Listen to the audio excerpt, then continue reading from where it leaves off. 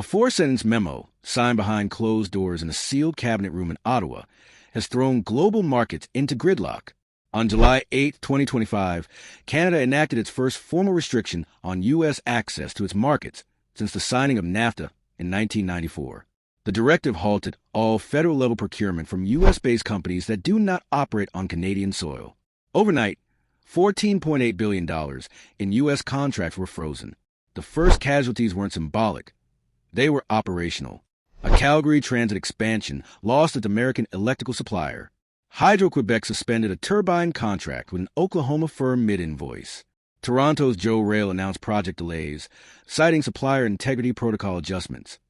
Within 6 hours, the Canadian dollar surged 1.3%, and the S&P/TSX Industrials Index spiked 2.1%, signaling domestic confidence and international confusion. Former President Donald Trump was briefed at 4:42 a.m. Washington time.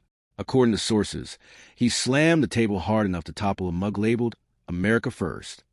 The retaliation had arrived, but not in the form, timing, or structure Washington expected.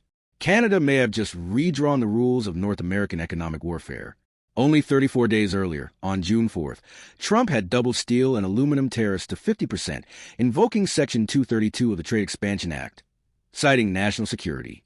The reality: 41% of U.S. steel imports came from allies, Canada, Mexico, and the EU, now recast as threats.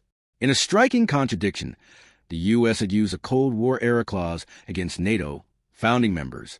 Canada had options: a WTO challenge, a G7 petition, or back-channel diplomacy. It chose none of them. Instead, Prime Minister Mark Carney introduced a new trade doctrine, one that bypassed protests in favor of exclusion.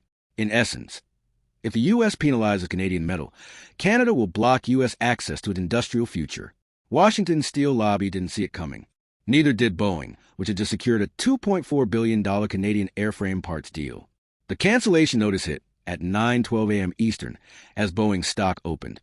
It dropped 5.1% in under an hour. Dubbed the Reciprocal Access Framework, Canada's new policy requires that any foreign company bidding on public contracts must conduct at least 50% of its manufacturing within Canada or within a formal free trade agreement, FTA, partner country. There are no exceptions, not for defense, not for energy, not for legacy U.S. vendors. The policy enforces a three-tier compliance system: origin traceability, to ensure parts aren't rerouted through third countries; domestic labor ratio audits; raw material sourcing certifications. All bidders must pass quarterly reviews or risk being frozen out. This isn't a tariff. It's market denial. And in a Canadian public procurement market worth over $120 billion annually, the long-term impact could be greater than any tariff. In 2018, Trump issued Executive Order 13881, demanding the maximum use of American-made iron and steel in federal projects. Once seen as a model of economic nationalism, it's now mirrored by Canada's own Build Domestic First decree. The irony runs deep. Canada's retaliatory tool is modeled on U.S. policy. In trying to restrict its allies' exports, the U.S. may have inspired the very exclusion that now shuts its companies out. Even more paradoxically, Canada has grounded its legal authority in the same Section 232 logic Trump used: national security through infrastructure sovereignty. In effect, both countries are using identical legal frameworks to justify opposing exclusions, but only one is doing so while still honoring its free trade obligations. As trade scholars at McGill University have pointed out, Canada didn't just retaliate, it rewrote the game. Unlike traditional tit-for-tat tariff battles, this doctrine embeds incentives. Ottawa opened an $11.2 billion co-financing fund for any foreign company willing to move manufacturing to Canada. South Korea's POSCO immediately signed a memorandum to relocate cold roll processing to Ontario. Siemens began exploring a new power tech facility in Manitoba. This isn't just about retaliation. It's about relocation. Canada has weaponized U.S. exclusion to turn itself into a magnet for reindustrialization. This is not a tariff fight. It's a strategic redirection backed by legislation, capital, and timing. The hardest hit are domestic U.S. suppliers with no footprint in Canada.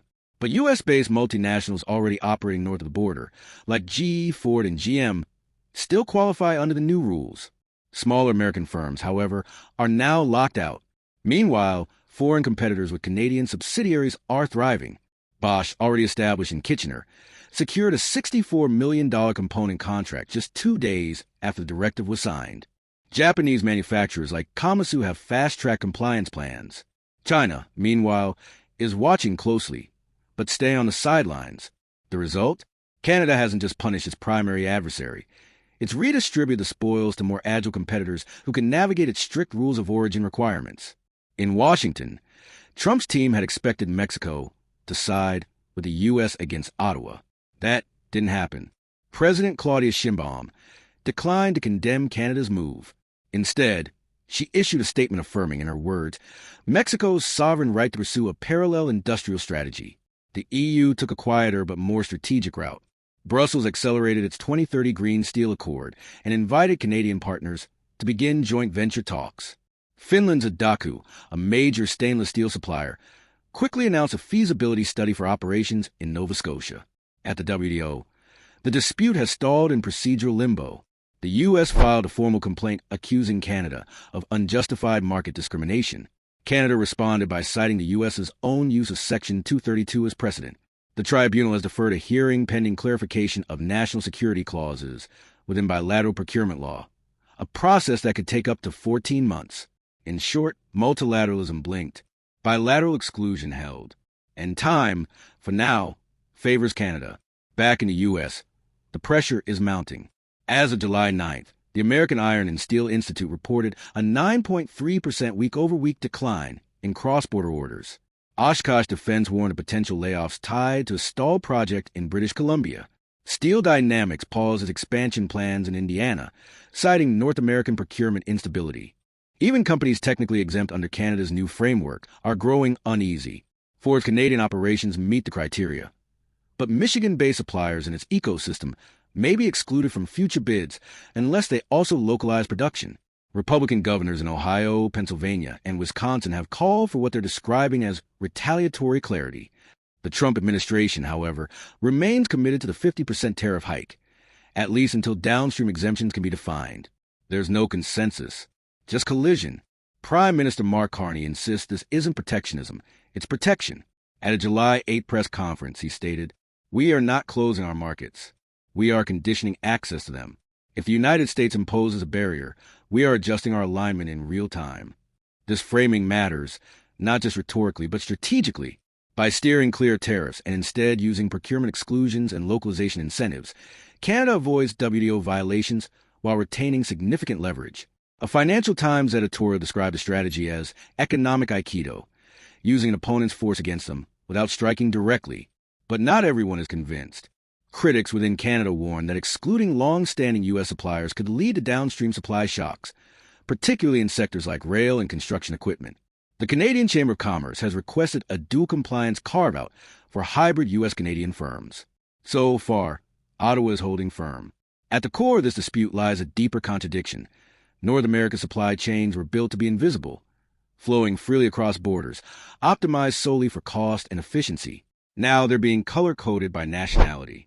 When the U.S. labeled Canadian steel as a security threat, and Canada responded by classifying U.S. suppliers as non-domestic, the result isn't sovereignty, it's fragmentation.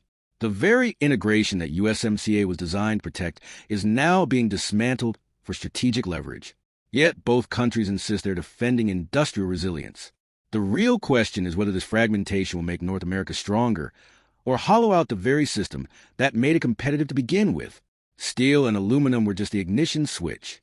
What's really being tested now is the viability of a new blueprint, one where access to markets is contingent on geopolitical alignment, physical presence, and traceable origin.